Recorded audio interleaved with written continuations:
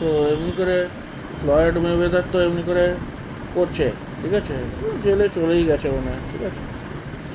তো আরও একটা র্যাপারের ব্যাপারে আমি কথা বলছি। শন কিংস্টনের নাম শুনে থাকবে তো, যে যে ইংলিশ গান শোনে থাকবে। শন কিংস্টন পুরনো একজন সিঙ্গার র্যাপার এসব ছিল, maybe he was from Jamaica না কোথা থেকে। তারপরে আস্তে আস্তে ওকে নোটিস করলো ডিজে খালেদ আর এরা রিক রস আর এরা সব নোটিস করলো। অ্যান্ড দেন তারপরে কি হলো, few hits he made, Justin বিবারের সঙ্গে গান করলো, নিজে একটা দুটো গান হিট দিল, আরও few years he was legit, he was making hits and everything. তারপর সাডেনলি ওর কোনো গানই আর বেরোয় না, 3-4 ইয়ার 5 ইয়ার্স ধরে ওর বেরোয় ফার্স্টে ক্যারিয়ার শুরু হওয়ার থেকে, তারপরে আর গানই বেরোয় না, ঠিক আছে, কী হয় কেউই জানে না। তারপরে রিসেন্টলি আমি 1-2 বছর আগেই জানতে পারলাম এই struggling with mental health issues.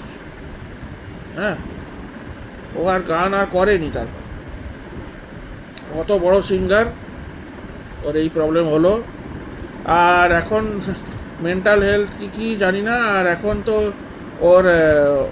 ওর যে টাকা সব ছিল সব শেষ হয়ে গেছে। Whatever fortune he made, it is gone. ও he and his mother are lying and cheating people of their money, শুনেছি। He and his mother business করছে, cheating people of their money, আর ল্যাভিশ জিনিস কিনছে, এসব করছে। ওরা মানে ধরা পড়েছে। যাই হোক, এই অবস্থা। কত ভালো ইয়ে ছিল, এখন এই করছে।